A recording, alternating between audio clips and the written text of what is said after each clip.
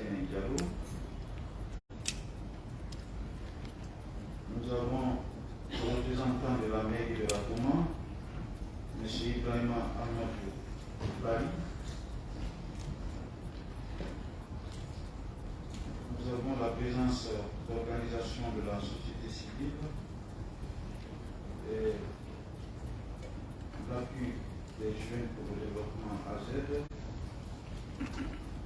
Nous avons Aya Gane Kamara, membre du CNT de 2010. Honorable conseiller national, c'est la physionomie de la salle en plus des honorables conseillers.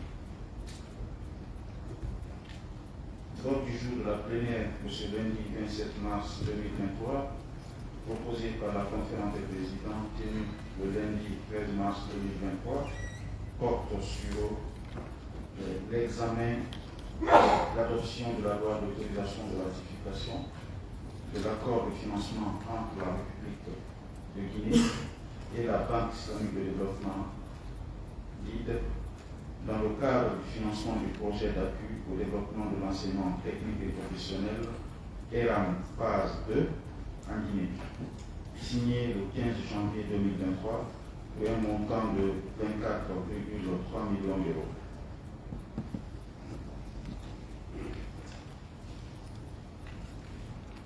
Le ministère initiateur est le ministère de l'économie et des finances, le ministère bénéficiaire est le ministère de l'enseignement technique, de la formation professionnelle et de l'emploi, la commission saisie au fond et la commission du plan des affaires financières et du contrôle budgétaire. Honorable conseiller national, je soumets à votre appréciation ce projet, cette proposition d'ordre du jour. Quels sont les conseillers nationaux qui sont pour et lever la main? PC.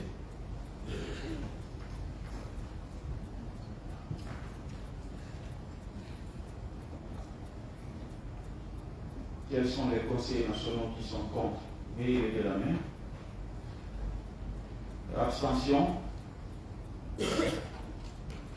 L'ordre du jour de la plénière est adopté à l'unanimité.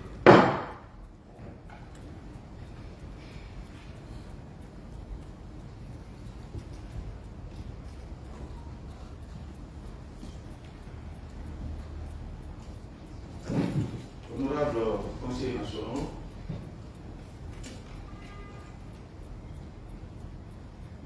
mesdames et messieurs, distingués invités, je vais donner la parole à présent au président de la commission de loi.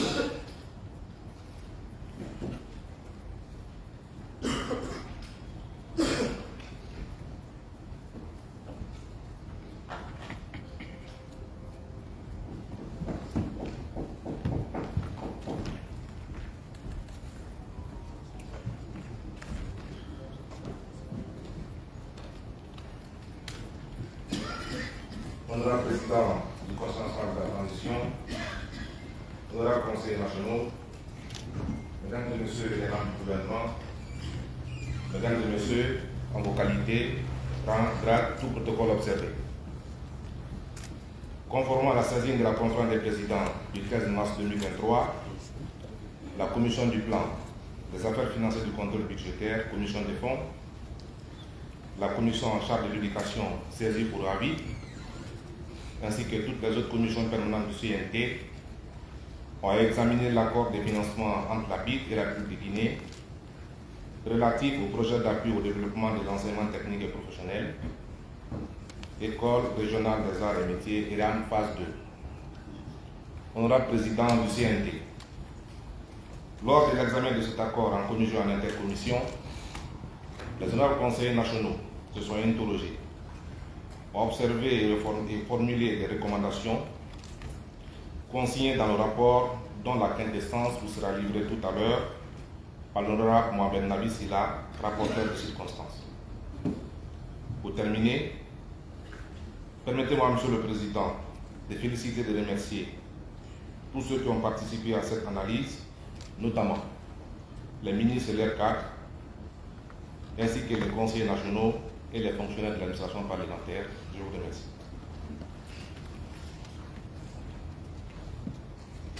Honorable rapporteur du jour.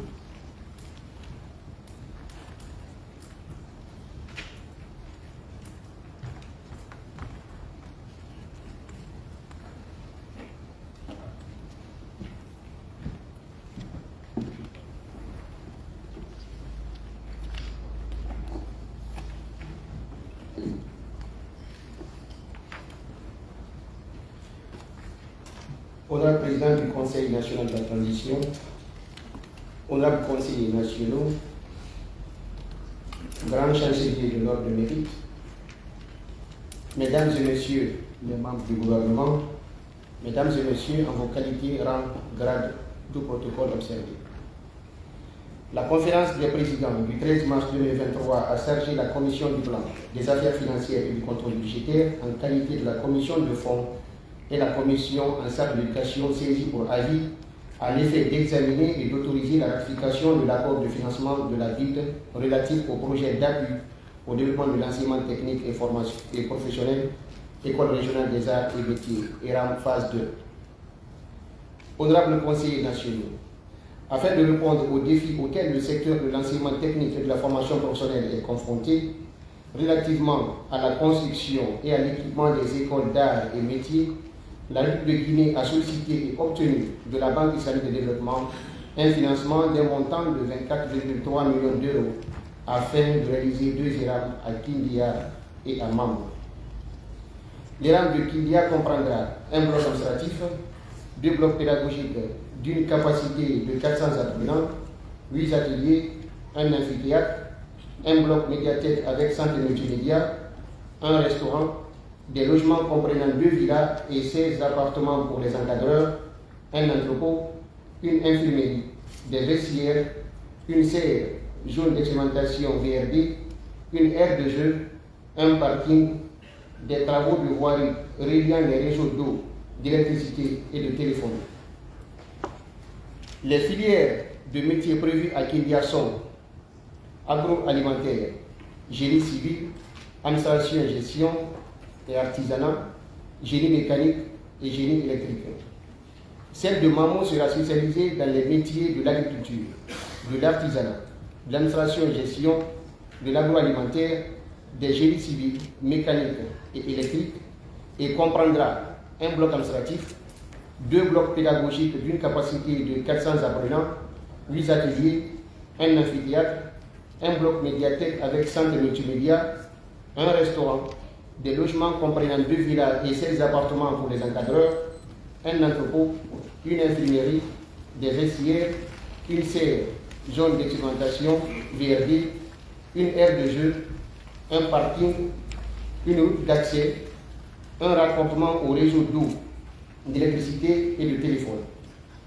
Le prêt financera également l'élaboration des programmes de formation, le renforcement des capacités institutionnelles, la formation continue des enseignants de l'enseignement technique et de la formation professionnelle et le renforcement des capacités du personnel technique et administratif du ministère. La mise en place d'une plateforme centralisée, le service de conseil, l'appui à la gestion du projet, l'audit financier, la composante d'intervention d'urgence en cas d'urgence CR. Honorables conseillers nationaux, les objectifs de ce projet consistent à renforcer le développement du capital humain à travers l'amélioration de la facilitation de l'accès à l'enseignement et à la formation professionnelle, l'amélioration de la qualité de l'offre de l'enseignement technique et de la formation professionnelle, l'amélioration de la pertinence du marché du travail grâce à l'introduction de nouveaux métiers, le renforcement de la capacité institutionnelle de l'écosystème d'enseignement technique et de la formation professionnelle du pays. La durée du projet est de 4 ans et comporte 6 composantes, à savoir, composante numéro 1, la diversification et renforcement de l'enseignement technique et de la formation professionnelle. Évaluée à 21,21 millions d'euros, elle financera la construction et l'acquisition d'équipements et de mobilier pour 2 écoles d'enseignement technique et de la formation professionnelle à Kindia et à Mamou, et le soutien d'un partenariat avec une organisation internationale compétente pour l'élaboration de programmes d'études et l'impression de manuels. Elle comporte 3 sous-composantes. 1. Création d'une école à Kindia. 2. Création d'une école de formation spécialisée dans les métiers agricoles et artisanaux à Mamou. Et 3. Élaboration de programmes de formation. Composante 2. Renforcement des capacités institutionnelles.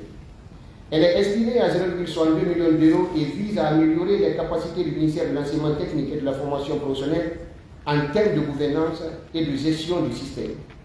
Ce renforcement des capacités institutionnelles se fera à travers 1. La formation continue des enseignants de l'enseignement technique et de la formation professionnelle et renforcement des capacités du personnel technique et administratif du ministère. 2. La mise en place d'une plateforme centralisée. Composante 3. Service de conseil. Évalué à 0,97 millions d'euros, ce volet englobe les services des consultants suivants. 1. Conseil en conception architecturale et études environnementales. 2. Contrôle et supervision. 3. Mise à niveau des manuels de procédure. Composante 4. Appui à la gestion de projet. Budgétisé pour 1,58 million d'euros, elle comprend les sous-composantes suivantes. 1. Une unité de gestion de projet. 2. Un atelier de démarrage et une revue à mi-parcours. 3. Une visite de familiarisation de l'équipe de gestion du projet. Composante 5. Audit financier. Évalué à 0,23 millions d'euros, financera le recrutement d'un cabinet d'audit externe indépendant agréé par la banque pour effectuer les audits annuels du projet conformément aux normes d'audit international. Composante 6. Composante d'intervention d'urgence en cas d'urgence sérieux. Cette composante ne se verra pas affectée de montant initialement. Un montant ne sera alloué et décaissé qu'à condition que une catastrophe ou une urgence grave se produise, l'urgence ait été dûment déclarée par lettre au gouverneur de la ville du pays membre et la réaffectation des fonds des composantes du projet a été communiquée au CR par la banque. Honorables conseillers nationaux, ce financement comporte un accord de prêt de 9 millions d'euros se déclinant en 8 articles et 4 annexes spécifiant les conditions générales de définition, le montant du financement, le décaissement, les modalités de mise en œuvre, les paiements, les engagements particuliers, l'entrée en vigueur, les communications, les copies et signatures, la description et les plans de financement du projet, la passation des marchés des biens et services, l'échéancier de remboursement du montant principal, l'échéancier de paiement des frais de service. Un accord cadre de 15 300 000 euros se déclinant en 7 articles et 3 annexes précisant les conditions générales de définition, les acquisitions par la banque des biens liés au projet, la promesse d'achat des biens du projet auprès de la banque, la vente des biens du projet, l'entrée en vigueur, la procédure de communication, le nombre d'exemplaires et signatures, la description du projet, bien du projet et plan de financement, le formulaire de l'avis juridique, le formulaire de l'offre de vente et l'acceptation de la vente. Il faut signaler qu'un accord mandat précisant le procédé d'achat de certains biens liés au projet vient compléter l'accord de vente à temps permanent. Ce prêt est accordé aux conditionnalités ci-après. Pour l'accord de prêt, montant 9 millions d'euros, durée 25 ans, période de grâce 7 ans, frais de service 1,5%. Pour le financement de la vente à tempérament, montant 15,3 millions d'euros, durée 20 ans, période de grâce 4 ans, taux de marge 1,86%.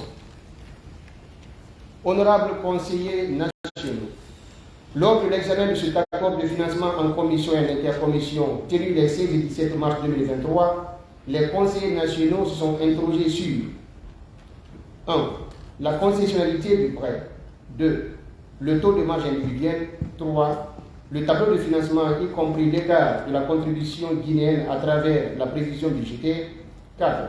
L'absence du tableau d'amortissement pour l'accord cadre. 5. La prise en compte de la contribution guinéenne dans le FINEX de la RFI 2023. 6. Le niveau d'opérationnalisation des 6 ERAM déjà construites. 7. Le faible niveau d'inscription des apprenants dans les ERAM et les mesures envisagées pour inciter l'inscription de plus d'étudiants dans ces ERAM. 8. Les effectifs au niveau de chaque ERAM. 9. Le renforcement de capacité des enseignants est le lieu de cette éventuelle formation, ainsi que la situation des enseignants déjà formés dans le cadre de ces ERAM. 10. L'articulation ERAM et CFP. 11. Les programmes déjà validés pour les ERAM et le référentiel des métiers. 12. Les actes concrets posés pour améliorer la gouvernance au sein du ministère de l'enseignement professionnel. 13. Les mesures concrètes envisagées pour pallier à l'inadéquation, formation et marché de l'emploi. 14. L'état de la coopération avec la Chine dans le cadre de la formation des étudiants compte tenu du nombre de projets miniers en partenariat avec ceux-ci. 15. Le mécanisme d'incitation mis en place pour le recrutement des étudiants dans ces écoles. 16. La possibilité de formation des étudiants étrangers. 17. La possibilité donnée aux ERAM à faire des prestations. 18. Le niveau d'exécution des ERAM de Koya et d'Abola. 19. La disparité et le fondement juridique en termes d'entrée en vigueur. 20. Le départ à la retraite des enseignants de ce corps. 21. La politique mise en place pour intéresser les Guinéens de l'étranger dans le cadre de recrutement des enseignants des ERAM. 22. Le critère de choix des localités et des sites compte tenu de leurs éloignements des centres-villes. 23. La possibilité de passage de l'ERAM à l'université. 24. La politique mise en place pour fournir la matière d'œuvre à l'intérieur. 25. Le manque de psychotechniciens. 26. La prise en compte des ERAM dans la convention signée avec le CEGEP du Canada. 27. Le risque de conflit de compétences entre les CFP et les ERAM. 28. L'harmonisation des politiques sectorielles d'enseignement. Honorables conseillers nationaux, à la suite des débats enrichissants lors de l'intercommission avec les cadres du ministère de l'économie et des finances et celui de l'enseignement technique et de la formation professionnelle, les conseillers nationaux ont formulé des recommandations ainsi qu'il suit. 1.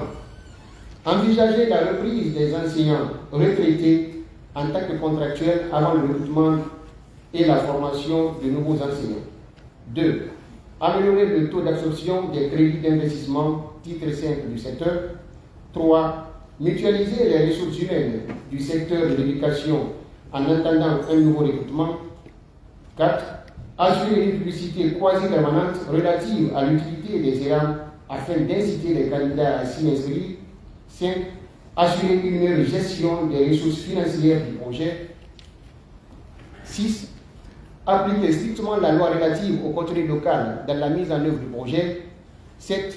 Respecter les délais d'exécution des travaux en vue d'éviter le paiement supplémentaire des frais de gestion. 8. Mobiliser à temps la contrepartie guinéenne. 9. Respecter les normes environnementales et sociales. 10. Fournir des rapports d'exécution semestriels du projet au CNT à travers sa commission de suivi des accords. 11. Orienter les jeunes en fonction des besoins réels du pays. 12. Fournir effectivement les matières d'œuvre au centre de formation pour la réalisation des travaux pratiques. 13. Mettre à contribution les conseillers à l'orientation en vue d'augmenter le niveau des inscriptions dans les ERAM. 14. Inciter les ERAM à faire des travaux générateurs de ressources pour financer leur fonctionnement. 15. Mettre en place une politique d'insertion professionnelle des diplômés et de promotion de l'entrepreneuriat. 16. Mettre en place des mesures de facilitation de l'accès au crédit bancaire en faveur des jeunes diplômés pour démarrer leurs activités. 17.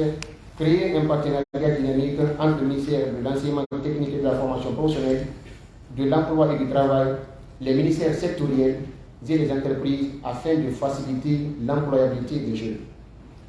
Par ailleurs, la Commission du plan des affaires financières et du contrôle budgétaire invite le CNT à la mise en place d'une commission d'information parlementaire sur la situation des IRAM non opérationnels pour dresser un état des lieux exhaustif et envisager au besoin des mesures concrètes d'opérationnalisation.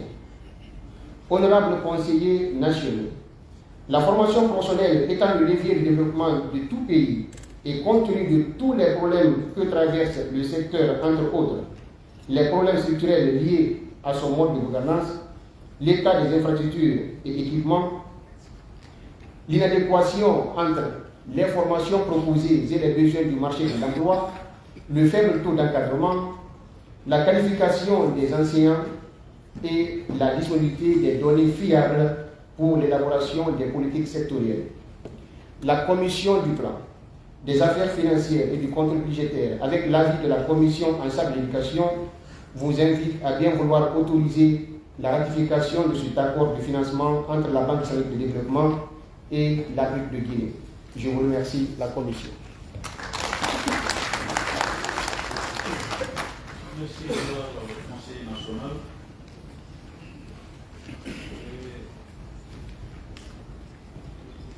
La Commission Santé, Éducation, Affaires sociales et culturelles est l'une des commissions d'avis. Je donne la parole à la Commission Santé. Merci, Monsieur le Président. La Commission Santé, Éducation, Affaires sociales, culture et sport a travaillé avec la Commission du Fonds. Nos remarques et suggestions ont été prises en compte et c'est pour cette raison que je m'associe au rapporteur pour demander à nos collègues conseillers de voter cet accord de prêt, car il va permettre l'ouverture de 2 autres ERAM, à Kinya et à Mamou, et ce qui va contribuer au développement du capital humain, et aussi résoudre un problème qui était entier, c'est-à-dire que l'inadéquation entre la formation et le besoin du marché. Donc, avec ce programme, il y aura d'autres des filières nouvelles qui vont répondre à ce besoin. Donc, je pense que c'est important de voter cette demande de prêt. Je vous remercie. Merci, Monsieur le Président. Le rapporteur a quelque chose à rapporter après. Merci, Monsieur le Président. Je pense que je m'aligne au discours du Président tout en précisant qu'aujourd'hui, nul n'ignore l'importance des ERAM dans la promotion et le développement de la jeunesse guinéenne. Donc, comme disait quelqu'un, qui ouvre une école ferme une prison. C'est pourquoi je m'associe à la commission du fonds pour inviter nos collègues au rang conseiller à bien vouloir autoriser à l'unanimité la ratification de cet accord de financement entre la République islamique de développement et la République de Guinée. Je vous remercie. La commission m'échappe de dire à l'honorable Doré que ce n'est pas la République islamique. C'est l'honorable Maman Fofo qui me demande de te le dire. Ah oui. Alors j'invite la commission des affaires économiques et du développement durable. Est-ce que cette dimension est prise en compte dans cette infrastructure? Merci, Monsieur le Président. Effectivement, la Commission des affaires économiques et du développement durable a participé activement à l'analyse et à l'examen de cet accord de prêt. Et nous sommes d'accord avec la Commission de fonds par rapport à la pertinence de cet accord de prêt. Et nous voulons juste faire une petite remarque dans les échanges, entre autres, soulevés et les interrogations. Au niveau du point 5, au lieu de la prise en compte de la contribution guinéenne dans le FINEX, c'est la non prise en compte. Donc on avait fait la remarque pour que ça soit pris en compte. Donc je pense que le rapporteur va prendre en compte dans le rapport général de l'examen de cet accord de prêt.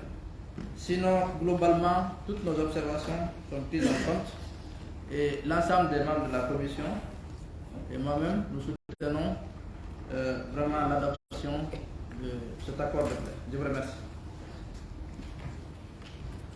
Le rapporteur de la commission. Merci, Monsieur le Président. Le Président a tout dit. Je vous remercie.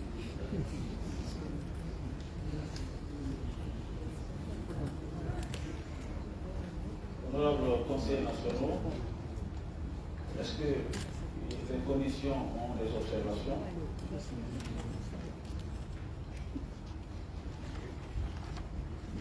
Allez-y. Merci, Monsieur le Président. Pour l'essentiel, les observations de la Commission de Constitution, qui a effectivement participé à l'intercommission, ont été prises en compte. Cela dit, étant entendu la présence de Monsieur le ministre de l'Économie et des Finances et du ministre qui a introduit le texte, il y a un aspect qui n'a pas été relevé. Il se rapporte précisément à l'avis juridique joint à l'accord. Au titre de l'article 5, si vous permettez, Monsieur le Président, si je peux présenter le propos rapidement, au titre de l'article 5 de l'accord, il est indiqué que le présent accord prend effet après la satisfaction par le bénéficiaire des conditions d'entrée en vigueur énoncées à la section 4, alinéa 1 de la partie 1, entre parenthèses, conditions générales de financement du projet, ça se va.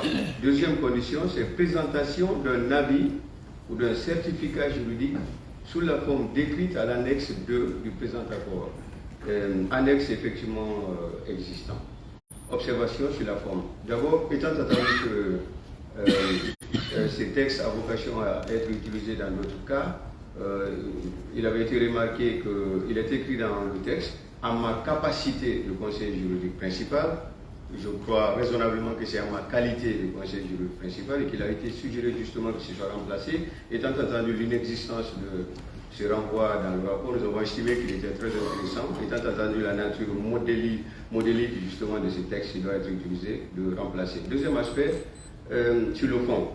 Il est écrit, Monsieur le Président, au fait du présent avis juridique, j'ai procédé à l'examen des accords. En parlant du conseil juridique, j'ai procédé à l'examen des présents accords, de l'autorisation de conclure et de signer les accords, des lois, règles, règlements, ordonnances, décrets et autres textes similaires applicables en République de Guinée. En conséquence, c'est le même texte qui le dit, je suis d'avis que les 10 accords ne violent aucune disposition de la Constitution, ni aucune loi, aucune règle, aucune ordonnance, aucun décret de la République de Guinée. Examen sur le fond. Au titre de l'article 56 de la loi organique portant règlement intérieur du CNT, le président de la transition négocie et ratifie les engagements internationaux. Toutefois, les accords qui engagent les finances de l'État ne peuvent être ratifiés qu'après autorisation du CNT à la majorité des 2 tiers, c'est pourquoi nous sommes là sûrement. Les engagements internationaux sont déférés avant ratification à la Cour suprême, Monsieur le Président, voyez-vous, soit par le président de la transition, soit par le président du CNT, aux fins d'examen de leur conformité à la charte de la transition.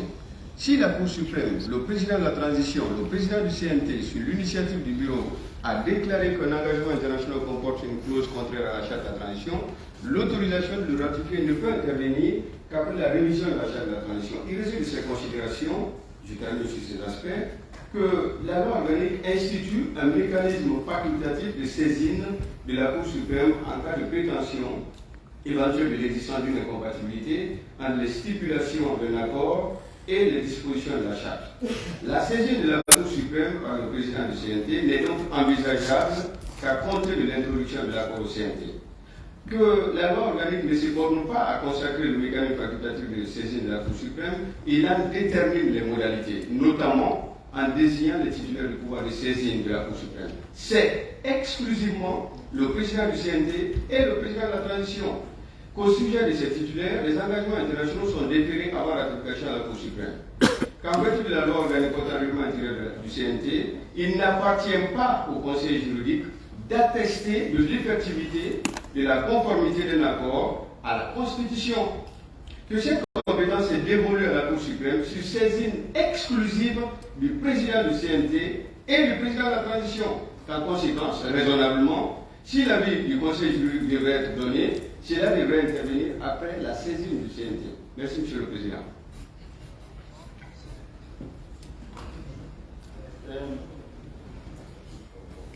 C'est une contribution extrêmement importante.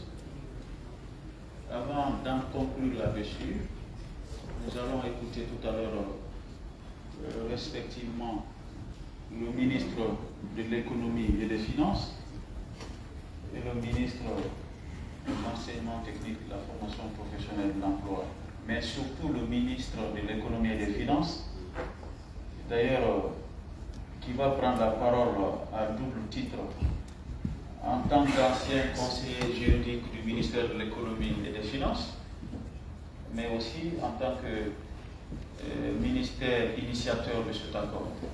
Donc les deux titres suffisent pour avoir un avis sur l'éclairage juridique, je peux même dire procédural, qui vient d'être présenté par l'honorable Jean-Paul au nom de la commission loi, constitution, lois organiques.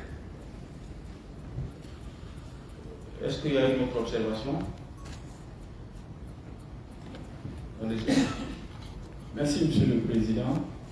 Dans le rapport, je pense que les abréviations de l'enseignement technique et de la formation professionnelle ne sont pas identiques. Tantôt c'est ETFP, par endroit c'est EFPB. Donc, Monsieur le rapporteur va prendre ça en compte. L'autre aspect, ça a été évoqué dans l'intercommission, c'est par rapport aux critères qui ont prévalu au choix des zones d'implantation de ces élans. Nous avons constaté que la région de Conakry, c'est à Koya, et Koya fait partie de la région administrative de Kimbia, et ça doit être construit à Kimbia aussi. Et d'autres zones encore dans ces préfectures, l'éloignement de ces sites constitue un problème aussi d'incitation de la population pour ces différentes erreurs. Donc on avait suggéré de tenir ça en compte dans le rapport, voir si un moyen de déplacement peut être mis à disposition des futurs étudiants. Je vous remercie. Moyen de déplacement pour relier les élans? Les futurs apprenants aux élans, parce que par endroit c'est situé jusqu'à 10 à 15 km. C'est ça que je parle. Oui. C'est-à-dire quitter la ville pour aller sur le site de l'élan, c'est ça? Oui. Les bus de transport en commun. Oui. Je vais prendre une deuxième observation, une dernière observation, s'il y en a. Je prends le général, qui ne parle pas souvent. Merci, Monsieur le Président. Oui, l'honorable Salia, j'ai donné la parole au général. Oui, ça n'en déplaise. Si le montant global du prêt de 24,3 millions, la somme des composantes dépasse le dit montant de 0,31. C'est pas. J'aimerais bien savoir si c'est 24,3 millions de montant global du prêt. Pourquoi dans la décomposition, la répartition, le montant dépasse. La commission affaires financières va reprendre cette question. 0,31. Vous avez compris la question? Oui.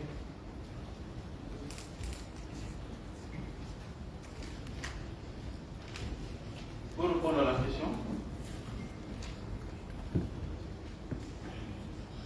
Monsieur le Président, par rapport à la description du projet, est d'accord, est différente du coût du projet. Parce qu'il y a une contrepartie guinéenne. L'État guinéen doit contribuer. Donc la description du projet n'est pas en fonction de l'accord de financement.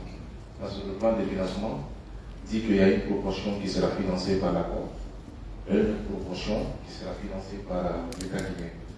Les accords qu'on a envoyés dans la commission, il existe un plan de financement. Je pense que vous avez compris. La description du projet, ça c'est le coût du projet. Il est supérieur à l'accord. Parce que l'accord de financement c'est 24,3 millions d'euros. Le RIGA est financé par l'État guinéen. Dans ce cas, pourquoi ne pas le mettre en introduction? Ok, on peut faire ça. Ça c'est possible. Merci.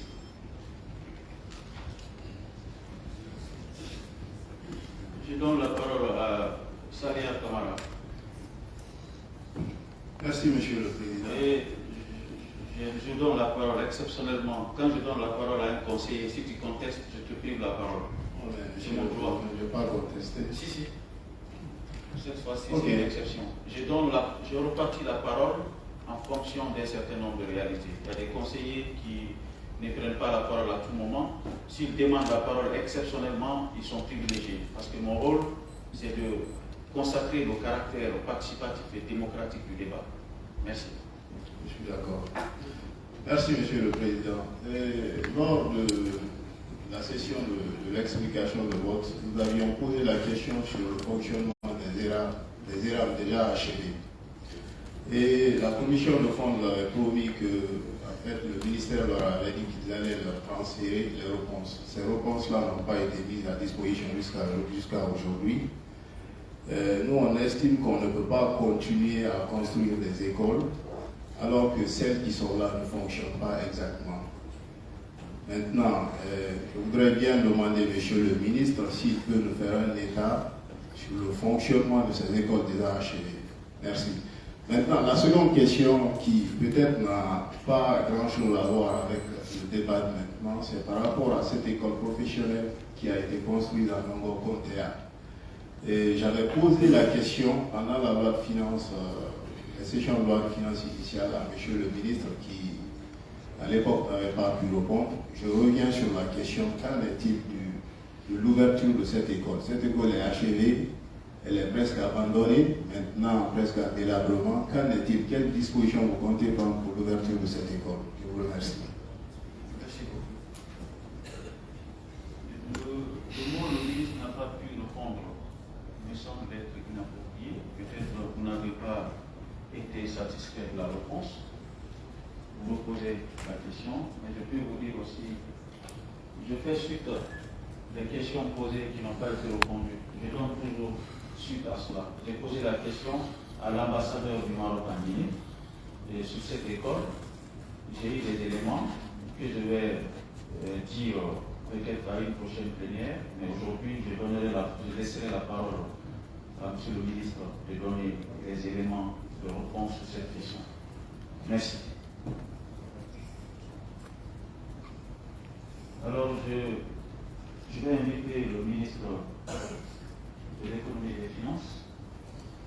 S'il décide prendre la parole en tant que conseiller juridique de la plénière, ensuite en tant que ministère initiateur de cet accord. Je ne vous regarde pas. Hein? Non, absolument pas. Merci, honorable président du Conseil national de la transition, honorable conseillers nationaux, monsieur le grand chancelier de l'Ordre national du mérite en général de deuxième section, monsieur le ministre, mesdames et messieurs le haut cadre des administrations publiques centrales et parlementaires, distingués invités, mesdames et messieurs les journalistes, mesdames et messieurs. Monsieur le Président, permettez-moi de vous remercier, la commission saisie au fond et le rapporteur qui a très bien décrit la situation du projet, tant sur le plan technique que sur le plan du financement. Et ce que je voudrais tout simplement rajouter que ce projet est concessionnel, parce que c'était le premier point de sa préoccupation. L'élément don est à hauteur de 36%. Le critère défini par le Fonds monétaire est de 35%, ce qui fait que ce projet-là est concessionnel. Mais aussi, il rentre dans le cadre de l'amélioration ou de la mise en œuvre de notre loi sur le contenu local. Vous savez, aujourd'hui, nous avons besoin de la main-d'œuvre qualifiée pour faire face au développement ou au financement des infrastructures en République de Guinée. Vous savez très bien, honorable président du Conseil national de la transition, la République de Guinée a signé récemment l'accord avec, dans le cadre du projet Simandou, un accord important pour la relance de l'économie, un accord important pour le développement de ce pays. Pour ce faire, nous avons besoin d'écoles professionnelles de qualité avec une main-d'œuvre qualifiée pour faire face à ce gigantesque projet. Cela dit, je voudrais aussi ajouter que la Guinée est clairement le fondateur de la BIC et que depuis 1976, nous avons un portefeuille global de l'ordre de 2 milliards de dollars, 1 milliard à partir de 2016, et qu'aujourd'hui, le mécanisme de remboursement de l'endettement de la Guinée auprès du groupe de la Banque mondiale se porte extrêmement bien. Ce qui fait que la BIC continue à nous appuyer et dans le cadre du financement du développement de la Guinée, surtout en cette période de crise où les financements se font rares, où les taux d'intérêt sont élevés, ce financement est le bienvenu pour accompagner notre secteur de l'enseignement technique. Pour répondre à mon cher ami, l'honorable Contévadino, je pense qu'il a effectivement raison de soulever le problème, mais quels sont les dossiers qui constituent la pile, si vous voulez, de ratification d'un accord de financement. Une fois que la loi d'autorisation est adoptée par le CNT, comme il l'a bien décrit, le président du Conseil national de la transition ou le président de la République saisissent la Cour suprême. Dans notre cas, effectivement, une fois que vous avez fini d'adopter la loi ici, il est transmis au secrétaire général du gouvernement qui, par délégation, saisit la Cour suprême. L'avis juridique de la Cour suprême, c'est l'avis qui est adossé au dossier avant que le président de la République ne signe le décret de ratification et de promulgation. Ce sont ces documents que nous constituons pour envoyer aux bailleurs pour la mise en vigueur du prêt. Mais depuis que nous fonctionnons avec votre Assemblée, depuis la mise en place de la Cour suprême, la charte de la transition est respectée dans toutes ses dispositions. L'annexe qui est au niveau de l'accord de financement est une annexe indicative, mais dans notre arsenal juridique, notamment en application de la loi organique relative aux lois de finances et la charte de la transition, c'est cet avis de la Cour suprême qui est important. Et cet avis est toujours joint à votre loi de ratification avant que le président de la transition ne prenne les différents décrets. Je vous remercie, M. le Président. Je voudrais aussi rajouter que peut-être j'avais préparé un dossier. Comme le CNT a initié les questions au gouvernement, nous aurons l'occasion de parler du portefeuille de la BID depuis 1976 jusqu'à date et de parler d'autres mécanismes de financement et d'endettement de la République de Guinée. Cela dit, je vous prie de bien vouloir donner votre autorisation pour ce projet important en faveur de l'enseignement technique à la République de Guinée. Je vous remercie. Merci, M. le ministre. Il est extrêmement important de faire observer que depuis que nous sommes là, effectivement, les projets d'accord dont la ratification a été autorisée par notre institution passe à la Cour suprême pour l'avis de conformité. J'ai aussi constamment échangé avec les collaborateurs de M. le Président de la transition sur la nécessité de demander aussi l'avis de la Cour suprême avant. L'avis de la Cour peut être demandé, le président de la Cour suprême est le premier conseiller juridique de M. le Président de la République. Il peut le consulter sur toutes les questions juridiques. Et avant même, parce que tu peux rentrer dans le cadre des négociations des accords, mais la formalité, je vais dire constitutionnelle, de demander l'avis de conformité de la Cour est obligatoire pour les accords. Et les lois ordinaires, on peut ne pas le demander, Mais les accords, systématiquement, nous demandons l'avis de la Cour. Je peux aussi vous certifier ça. Et votre remarque est extrêmement importante à prendre en considération. Et nous devons tous être vigilants sur le respect de la charte de la transition et dans l'exercice de nos prérogatives et de toutes nos prérogatives. Merci, Roi Jean-Paul, pour cette vigilance. J'invite M. le ministre de l'enseignement technique, de la formation professionnelle et de l'emploi pour s'exprimer sur d'abord le processus global d'examen de cet accord, mais aussi les questions et les observations qui ont été soulevées en plénière. Vous aurez la parole, M. le ministre.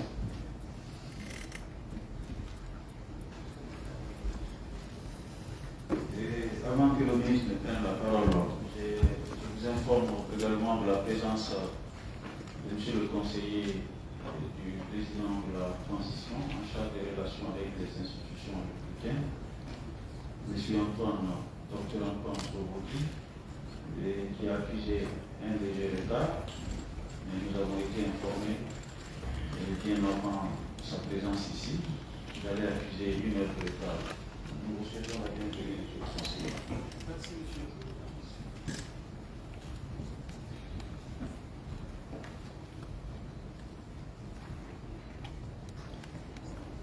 Honorable Président du Conseil national de la transition, honorables conseillers nationaux,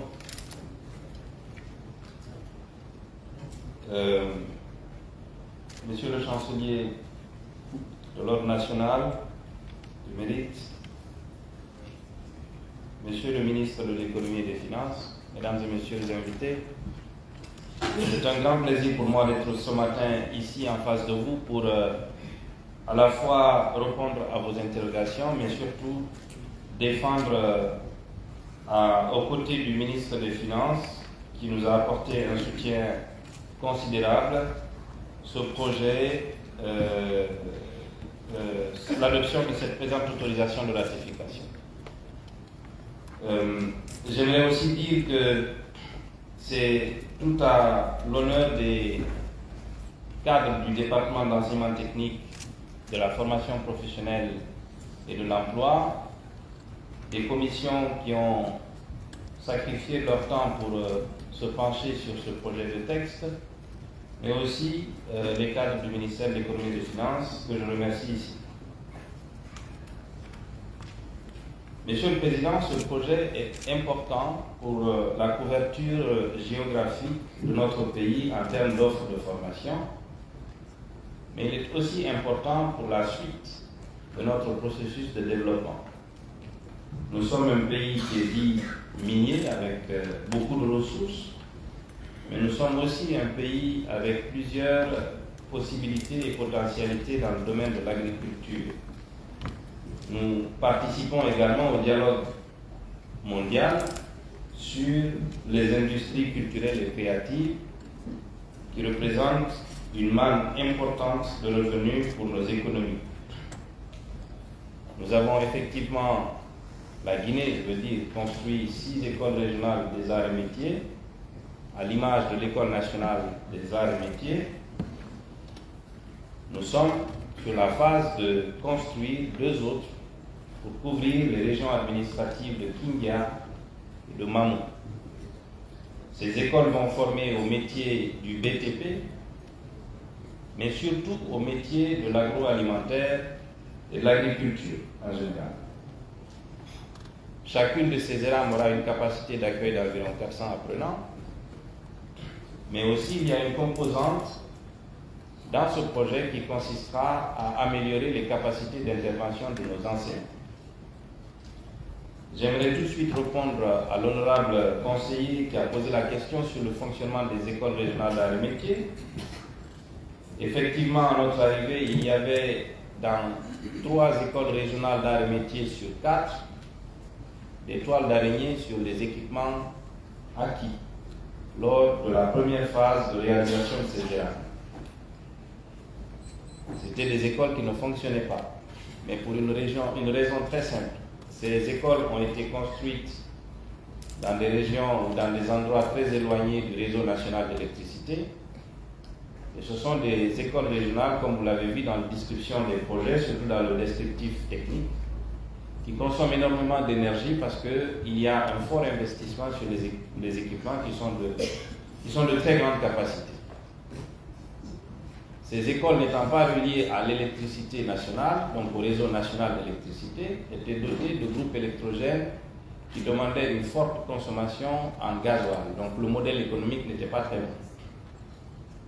Les dotations en financement de ces écoles, je vous donne un exemple sur les ordres de grandeur. Pour une école comme l'école régionale des arts et métiers de Bokeh, il y avait 30 millions annuels, contre une consommation journalière de 200 litres de carburant. Faites vous-même le poids.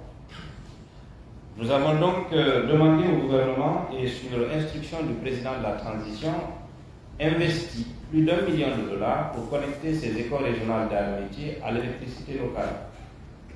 Les écoles régionales d'arts et métiers de Zérékoré, lors de mon dernier passage, je crois que je l'ai mentionné, les écoles régionales d'arts et métiers de Zérékoré, de Bokeh et de Labé fonctionnent à plein régime, en ce moment connectées au réseau local d'énergie. L'école régionale des arts et métiers de Sigiri est connectée au réseau, mais c'est la région qui a un déficit énergétique. Les écoles régionales d'arts et métiers de Koya et de Daboula sont assez proches du réseau national pour pouvoir fonctionner. Et là aussi, il y a une petite tension sur les capacités énergétiques de Daboula, mais je pense que le dragage et les travaux qui sont effectués en ce moment dans la région vont trouver qu'à l'ouverture prochaine, ces écoles régionales fonctionnent. Des directeurs ont été nommés et des staffs, ainsi qu'un staff plutôt administratif, sont dans ces écoles. Il y a des compatriotes à nous qui sont dans ces écoles et qui étudient. L'année à laquelle nous sommes arrivés, il y avait environ 300 apprenants par ERAM. Aujourd'hui, je crois que les effectifs ont doublé parce que nous sommes même obligés de les jeter du monde. Pourquoi? Parce que nous avons investi à la fois sur le fonctionnement des équipements, mais aussi sur la formation des formateurs, ainsi que l'animation de ces écoles en nous inspirant du modèle canadien. Nous avons signé un important programme de coopération qui s'étend sur 3 ans avec la Fédération des CEGEP, donc des collèges professionnels du Canada, qui envoie chaque mois des experts pour former nos cadres sur l'utilisation des machines, mais aussi sur la gestion de ces écoles, y compris l'établissement d'un plan d'affaires pour chacune des écoles régionales d'arts et métiers, qui ont pour vocation d'être aussi des centres de profit afin de financer la maintenance des équipements, mais aussi la maintenance des installations. Nous avons donc anticipé sur un certain nombre de points que vous avez soulevés ici à juste titre, pour mettre ces écoles régionales d'arts et métiers en réseau avec un coordonnateur qui vient du ministère pour harmoniser à la fois les pratiques, pour harmoniser les process, les manuels de procédure, mais aussi les prévisions ainsi que les plans d'exploitation prévisionnels. Je serais donc heureux qu'une commission d'information du CNT puisse se rendre dans chacune de ces écoles régionales d'arts et métiers pour constater leur fonctionnement et surtout constater la pertinence de certains investissements. Et pour finir sur la question du complexe de Nongo, il existe depuis 2017, donc le projet est fini depuis 2017, mais c'est un projet qui a été initié et financé par la Fondation Mohamed VI et non par le gouvernement du Maroc. Et pour son inauguration ou sa remise officielle, il faudrait, ou on souhaiterait, en tout cas la partie marocaine qui est la contrepartie, que ce soit en présence de Sa Majesté. Mais il se trouve que depuis quelques mois, quelques années d'ailleurs, à cause de la crise du Covid, Sa Majesté ne se déplace pas souvent. Les déplacements de Sa Majesté ont commencé que très récemment. Nous avons néanmoins écrit plus de 6 lettres de relance au gouvernement du Maroc et à nos partenaires marocains, fait du lobby, et je me suis moi-même rendu au Maroc pour négocier l'ouverture de cette école et son opérationnalisation. Je suis sûr et certain que d'ici l'ouverture prochaine, cette école nous sera rendue et elle pourra être connectée au réseau national d'offres de formation technique et professionnelle.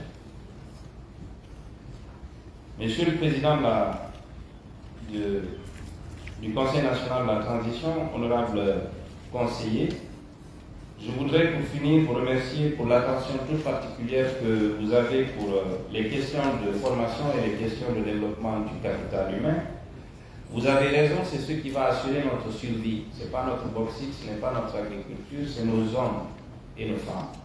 Investir en eux maintenant, investir quel que soit le montant, ne sera pas gaspillé. Ce que je peux vous assurer, l'engagement que je prends ici, en face de vous et en face du ministre des Finances, qui aussi s'engage dans ce projet, c'est de faire en sorte que ce prêt puisse être utilisé exactement dans le projet, exactement comme stipulé dans la description du projet, veiller à une utilisation rigoureuse des deniers publics de façon générale, mais surtout des emprunts de ce type-là, et surtout veiller à ce que ces écoles fonctionnent correctement et qu'elles puissent être utiles à notre pays. Encore une fois, je vous remercie pour tout ceci, et je pense que 800 places de plus, c'est très bénéfique pour notre système éducatif. Je vous remercie, Monsieur le Président. Merci, Monsieur le ministre.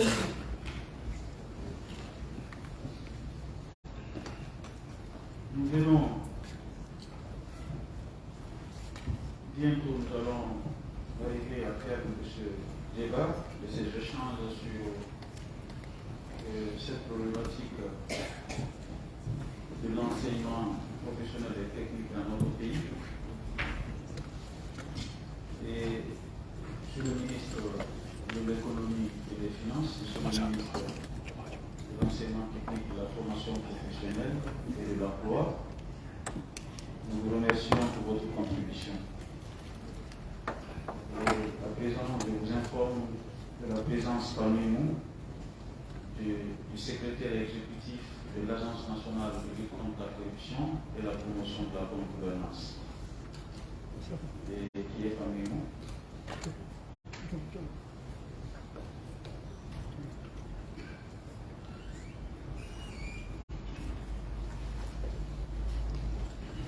Monsieur le ministre, le directeur de l'économie de prononcer un discours. C'est une page qui est ouverte, qui ne se fermera que quand il y aura une bonne adéquation entre l'éducation, le système de formation d'une manière générale et le marché du travail. Les écoles des arts et métiers, singulièrement, mais généralement les écoles de formation professionnelle et technique préparent les élèves qui ont un certain niveau d'éducation au marché du travail, en les donnant les habilités que vous savez pour exercer un métier en fonction des opportunités qui existent dans la zone le plus souvent. Comme l'a fait l'ancien régime, les écoles étaient implantées en fonction des potentialités des différentes zones ou des différentes régions du pays. Monsieur le ministre, les interrogations qui sont faites par rapport au fonctionnement des ERAM existants sont légitimes. Et nous allons approfondir notre compréhension à travers la mission d'information qui sera initiée les jours à venir. Et une fois que le travail de l'hôpital donc prendra fin, la commission en charge de la santé et de l'éducation déploiera une mission d'information dans les ERAM. Parce que l'accord qu'on est en train d'autoriser la ratification est un accord de prêt.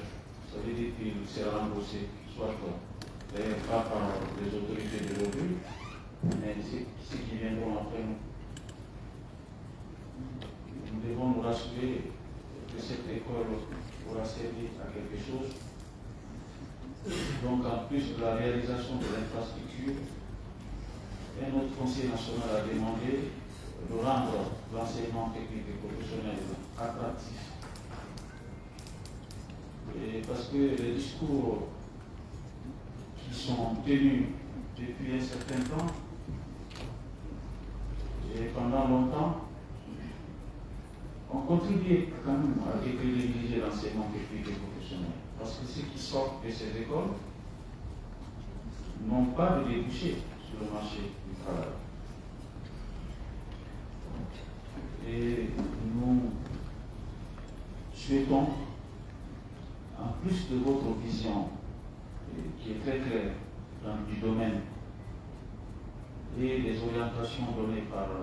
le Président de la Transition, que représentation nationale et gouvernement, nous ouvrons des échanges avec les professionnels du domaine pour bien recalibrer ce secteur. Vous avez fait beaucoup de choses, nous voyons à l'œuvre. Ce n'est pas caché ce que vous faites, c'est visible. Ce sont des efforts sans précédent, en tout cas dans le domaine de l'enseignement technique et professionnel, sans précédent en termes de management, en termes de réalisation d'infrastructures, en termes de réforme et de restructuration. Mais j'ai dit tout à l'heure que c'est une page qui est ouverte, elle sera fermée quand nous aurons une adéquation. C'est-à-dire, ce qui rentre en fonction des besoins et qui sortent, le secteur privé et le gouvernement sont déjà positionnés pour employer ceux qui sortent. Tant qu'il n'y a pas cette adéquation, je pense que toujours nous sommes en train de nous balader. Et il faut une connexion, Monsieur le ministre, entre ces écoles et le milieu du travail, c'est-à-dire le secteur privé. La Guinée est un pays lié, est un pays qui a beaucoup de potentialités dans le domaine agricole. Et les opportunités ne finissent pas. Il y en a des opportunités foisonnent. Mais il faut un effort. Et nous sommes là pour vous appuyer. Nous allons ratifier, certes, nous allons autoriser la ratification de cet accord, mais nous voulons continuer avec vous à trouver les meilleures voies possibles pendant cette période pour que ce secteur soit sur les rails. Pour que quel que soit celui qui viendra au pouvoir, que la politique imprimée ne soit pas effacée. Donc que cette politique imprimée soit indélébile. Nous allons travailler avec vous dans ce sens. Et nous vous encourageons pour les efforts. Nous restons vigilants par rapport à l'efficacité de ce qui est en train d'être fait. En plus de ce complexe qui a beaucoup de compartiments opérationnels pertinents, un honorable a parlé de la question de l'éloignement, donc le transport. Honorable, c'est ça, j'en ai dans tout ce package l'attractivité, les uniformes, le confort, les moyens de transport, les internats et toute cette commodité de vie dans ces écoles rentre dans l'attractivité de l'enseignement technique et professionnel. Mais l'élément le plus attractif est que la formation débouche sur un emploi et que les entreprises, les sociétés privées et privées composent avec vous pour donner un cheminement normal à ces enfants pour qu'à la sortie, ils savent où ils doivent aller. Nous allons désentrer tout à l'heure avec l'université et beaucoup d'étudiants, beaucoup d'enfants vont se concentrer sur l'enseignement technique et professionnel parce qu'ils trouveront du travail. Donc j'ai tenu à faire ce petit commentaire récapitulatif pour vous dire que nous avons la même vision. Nous sommes vos partenaires dans ce travail. Vous avez fait beaucoup et beaucoup reste à faire encore. Vous devez avoir pas même des partenaires, mais des alliés dans ce travail, parce que c'est un chantier qui est difficile. Et le temps est imparti. Donc nous devons travailler ensemble pour accomplir quelque chose dont on est sûr de l'irréversibilité. Honorables conseils nationaux, après ces commentaires, je soumets à votre appréciation la loi autorisant la ratification de cet accord, dont la pertinence n'est pas démontrée et dont l'opportunité non plus n'est à démontrer. Donc, la commission loi, commission d'avis de tous les accords, va nous délivrer la quintessence de la proposition de loi d'autorisation de ratification. Merci, Monsieur le Président. Je suppose qu'en raison de l'éducation exclusive de la Commission, je bénéficie du même cours de l'habilitation du Président de la Commission. République de Guinée, Travail, Justice, Solidarité, loi ordinaire, loi 2023 CNT, portant autorisation de ratification des accords pré-cadres relatifs au projet d'appui au développement de l'enseignement technique et professionnel ERAM phase 2 en République de Guinée. Le Conseil national de la transition, vu la charte de la transition en son article 57, vu la loi organique 001 du CNT portant règlement intérieur du Conseil national de la transition en son article 56, après en avoir délivré en sa séance plénière du 27 mars 2023, adopte la loi dont la teneur suit. Article 1er est autorisé la ratification d'un accord de financement relatif au projet d'appui au développement de l'enseignement technique et professionnel ERAM phase 2 entre la République de Guinée et la Banque islamique de développement, BID signé le 15 janvier 2023 pour un montant de 24 300 000 €. Article 2. La présente loi, qui entre en vigueur à compter de sa date de promulgation, sera enregistrée et publiée au journal officiel de la République de Guinée. Pour la plénière, le président de séance, le président du Conseil national de la transition. Merci, Monsieur le Président. Mais il y a quand même une secrétaire de séance. Ok. Et quel est le... Ou bien vous ne parlez pas avec la secrétaire de séance. Monsieur le Président, j'aimerais savoir si c'est un vice de forme simple ou substantielle. Est-ce que ça impose une exigence de reprise intégrale de la lecture?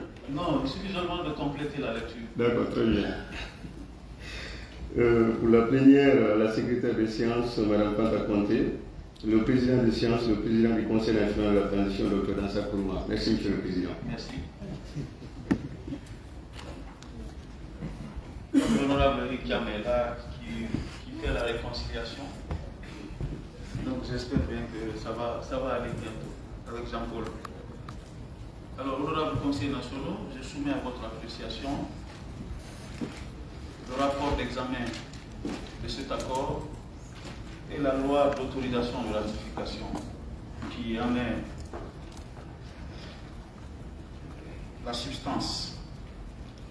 Quels sont ceux qui sont pour la ratification de cet accord à travers la loi de ratification dont le contenu vient de vous être livré? Veuillez lever la main. Baissez. Quels sont ceux qui sont contre?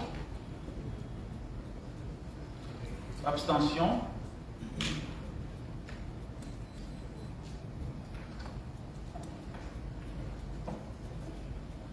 La loi portant autorisation de ratification des accords de prêt et cadres relatifs au projet d'appui au développement de l'enseignement technique et professionnel ERAM phase 2 en République de Guinée est adoptée à l'unanimité.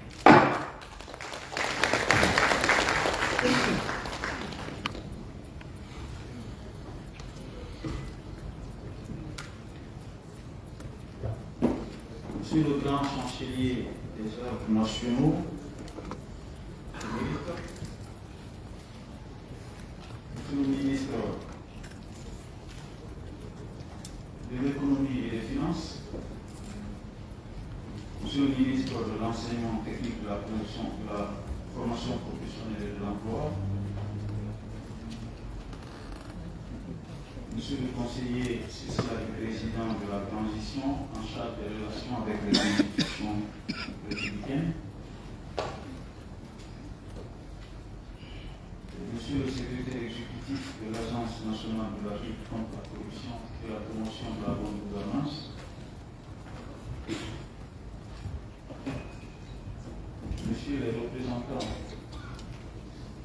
des communes de Conakry qui ont fait le déplacement,